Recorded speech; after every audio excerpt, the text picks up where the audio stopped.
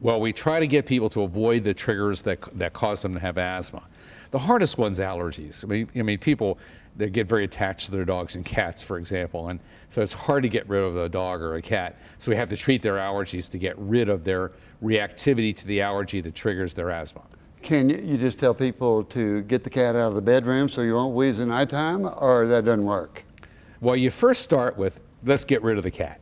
But the odds of someone doing that is small. So then what we do is compromise. Yes, get the cat out of the bedroom, put an air cleaner in the bedroom, try to keep the bedroom as an inner sanctum so it's a safe place. Mold, dust, spring and fall pollen, dogs and cats, those things are the main ones we look for in allergy. Do you think any of them are more common than others? It just depends on the person. Depends on the person. There are some specific things like cat asthma.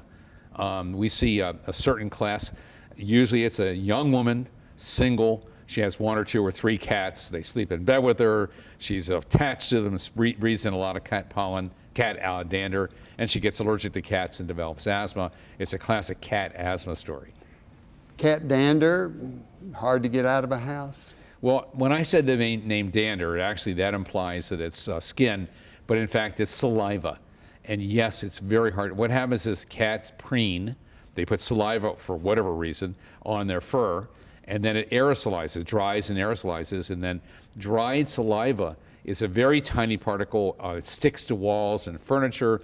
Get rid of a cat, and it still takes 6 or 12 months to clear the house. Let's go to, if you've got the asthma under control and you've skin tested the person and they're allergic to dust that they're exposed to and mold, tell me about immunotherapy. What is immunotherapy? Does it work for asthma or it doesn't work for asthma? So immunotherapy is giving the patient the thing to which they're allergic. Let's just say cat, because I've talked about cat before. So we would give an extract made of cat saliva, take cat spit, purify the protein from the cat spit. So it's just the protein to which you're allergic. And then we would inject you with a progressively higher, from a tiny to a substantial amount of cat saliva protein. The amount is staggering. We would give you, at the way we do immunotherapy, anywhere from 1,000 to 10,000 times more allergen with every injection than a natural exposure for a year. So that's a staggering number. So what we do is, by giving that relatively huge amount of cat allergen, we make your body stop being allergic. We make the body make a protective antibody. It takes about 3 or 4 or 5 months, depending on everybody. Everybody's got a different recipe for how they do it, but in our office it takes about 4 months. We'll build the patient up, and at the end of that 4-month period, when they're exposed to cat, they no longer react to cat. And their cat allergy and their cat asthma goes away. Does it go away and stay away, or you have to keep them on some booster shots, or you just do it 4 or 5 months and stop it? Everybody's got their own system.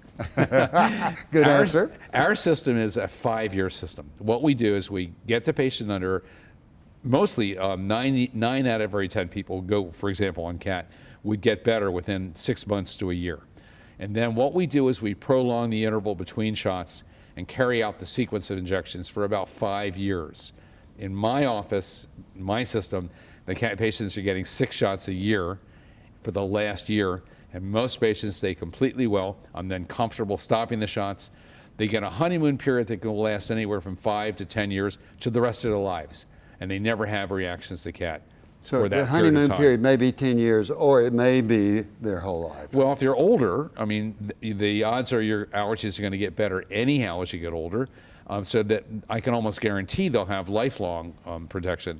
But if you're dealing with a 15-year-old, if they get 10 or 15 years of relief, that's as much as you can hope for. It's when you do a comparison, okay, there's a way to compare the strength of medicines.